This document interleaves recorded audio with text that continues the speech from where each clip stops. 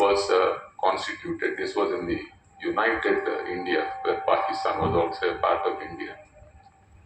Elections were conducted, and in the elections, about 350 people were elected to the Constituent Assembly. Most of them were from Congress. A few of them were from the Muslim League. Persons who came from the Muslim League wanted a separate Constituent Assembly for themselves. They said, let there not be one Constituent Assembly.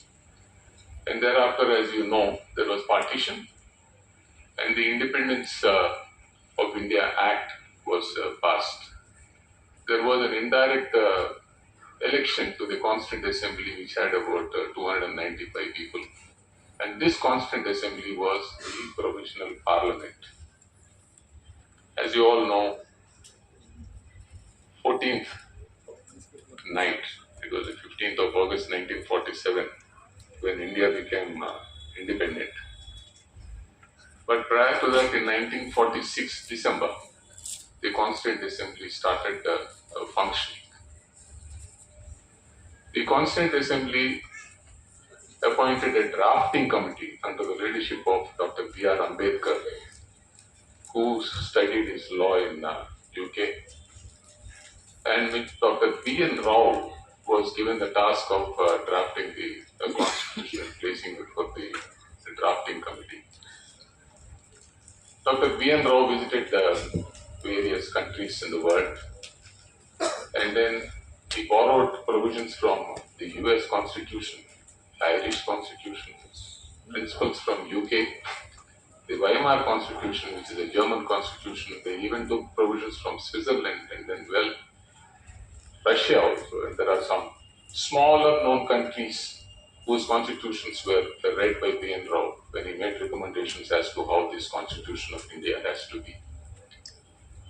After about 3 years, almost 3 years, 2 years, 11 months of discussions, after the preparation of the Constitution, the Constituent Assembly approved the Constitution on 26th of November 1949. 26th of November each year is celebrated even now as the Constitution Day, because that is the date on which the Constitution was passed by the Constituent Assembly. Though it is not connected to the basic structure, the final speech that was made by Dr. Ambedkar on 26th of November 1949 is memorable. He said, "We are politically independent now. People can exercise their votes to elect people, their leaders. People are now governed by themselves. You do not have a foreign power in governing. But the question remains as to whether we have really got independence." He said, as long as this country is divided on the basis of caste, religion, and region, there is no independence. At that point of time, there were about 3,500 castes. He said that unless people rise above these precipitous tendencies, there will be no independence in India.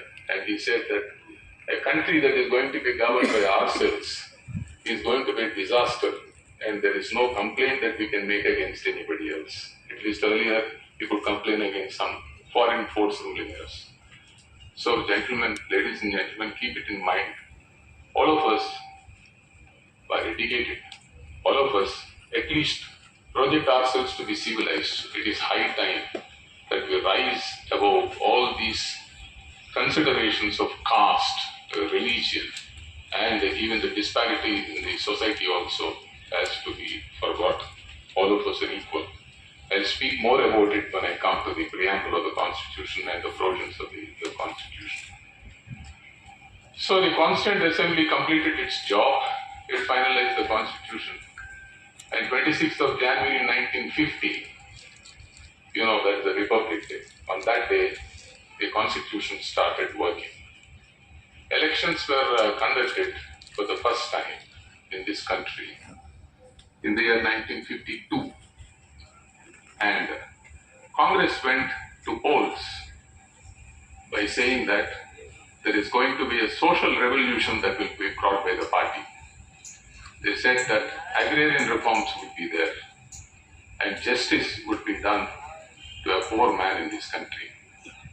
On this promise, elections were conducted in 1952. Congress came to power.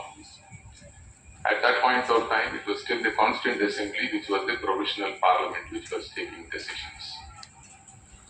The Zamindari Abolition Act was passed. Zamindari Abolition Act was challenged in the high courts of Bihar, Madhya Pradesh and Uttar Pradesh. The Bihar High Court struck down the Zamindari Abolition Act. The Madhya Pradesh High Court and the Uttar Pradesh High Court, they upheld the Zamindari Abolition Act. Zamindari Abolition Act was struck down on the ground that it violated the fundamental right of property. Persons who had a right in property approached the High Court, and the High Court upheld their contentions that it was violating their fundamental rights. The Supreme Court had to take up the first case insofar as the Zamindari Abolitionist Act is concerned, and it was a judgment, if you can note down, Shankari Prasad. I just mentioned about 4 or 5 judgments. I will not trouble you mentioning about too many judgments here. If it was a law college, I would have told you about more judgments on the Constitution. By this time, the Constituent Assembly, which was the provisional parliament, carried out the first amendment to the Constitution of India. By this amendment, there was an amendment that was made to Article 19 pertaining to freedom of speech. And our Constitution, which has about 395 articles and 8 schedules, which is the longest Constitution in this world. There is no other Constitution which has so many articles. A 9th schedule was added to the Constitution by the First Amendment, and the 9th schedule said that any law made by the legislature or parliament, if it is put in the 9th schedule, it cannot be challenged in any court of law, and the court of law cannot set aside or declare it as unconstitutional on the grounds that it violates the fundamental rights. So 9th schedule was introduced because Pandit Nehru felt that the courts were stepping more than the jurisdiction, more than whatever it is given to it, and when the parliament was interested in making agrarian reforms, the courts have been a stumbling block in carrying out the policies of the government. So the First Amendment was challenged before the Supreme Court. All these judgments of the 3 high courts which I mentioned, which dealt with the Zamindari Abolition Act, were brought to the Supreme Court. The arguments that were advanced in the Supreme Court were to the effect that the fundamental rights that were guaranteed to the citizen are supreme, and they cannot be tramped by the Parliament by making amendments and saying that they are placed beyond judicial review, that is, courts cannot look into the laws that are made by the Parliament. The 5 judges bench of the Supreme Court said that there is nothing wrong with Parliament exercising their power. They upheld the First Amendment and they dismissed the petitions that were filed in challenge to the First Amendment. Though not again connected to basic structure, the other amendment that was made by the First Amendment pertained to placing restrictions on the fundamental right to speech. There was a case that came from the province of Madras, that is the state of Tamil Nadu, where there was a communist-run newspaper which published some articles against the government. And the government said that they have committed sedition. So the newspaper took ground that there is a fundamental right of speech and nobody can stop the press from writing what the truth is. So then the court had to interfere and then say that the act that was made by the government of Madras was in violation of 19. That made the parliament make an amendment to Article 19 by placing reasonable restrictions in Article 19. After the first amendment was upheld, there was a rush for all the laws that were made by the legislatures to be placed in the ninth schedule so that it is placed beyond the jurisdiction of the court. Nobody can challenge these laws.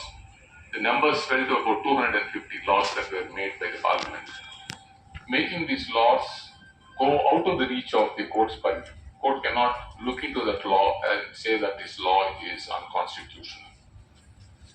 There was an amendment that was made, which is called the 17th Amendment, again placing several laws from Punjab and various other states, Rajasthan, etc., which was again challenged by people who have property, saying that these laws that you are making would be affecting our rights of property, and our properties are being taken away by legislations. The Supreme Court again met, upheld the 9th Amendment, upheld the 17th Amendment, and they said that the Parliament has the power and there's nothing wrong with what is being done. The judgment of 5 judges was decided with a laser-thin majority of 3-2. There were 2 judges who dissented. They said that the 17th Amendment might not be constitutional. 17th Amendment was revisited later at the behest of Chief Justice Subbarao, who constituted a 11-judge bench and decided whether the 17th Amendment is constitutional or not, and in a case called Golapanath. The point that was being argued and the Supreme Court was saying earlier was, there is a provision in the Constitution which is Article 13.2. Article 13.2 declares any law that is made in violation of the fundamental rights to be void. The argument that was advanced earlier was that even if you are making an amendment to the Constitution, that would be law falling under Article 13.2, and if fundamental rights are violated, then the court should interfere. Earlier, in Sajjan Kumar, the court said that an amendment made by the Constitution under Article 368 is not law that is mentioned in Article 13. That is a constituent power that is given to the Parliament. So Parliament has power to amend the Constitution. But the 11 judges bench, which was headed by Chief Justice Subbarao in Golapanath, held that an amendment made to the Constitution under Article 368 is also law in Article 13.2. And if any amendment that is made to the Constitution is violating fundamental rights that are given to the citizens of this country, then the court has the power to strike it down as unconstitutional. This is again a judgment of 6 judges being in the majority and 5 judges not accepting what the majority has said. By saying this, the 11 judges declared the earlier judgments as wrong, but it applied a principle of prospective overruling following some American judgments, saying that the judgment that is delivered by the court would be applicable from that date, not setting aside whatever was done in the earlier judgments of the Supreme Court. Now comes the setting for Keshwananda Bharati. After Golapanath was decided, the government immediately swung into action. And they made 3 amendments to the Constitution, 24th, 25th and 29th Amendment.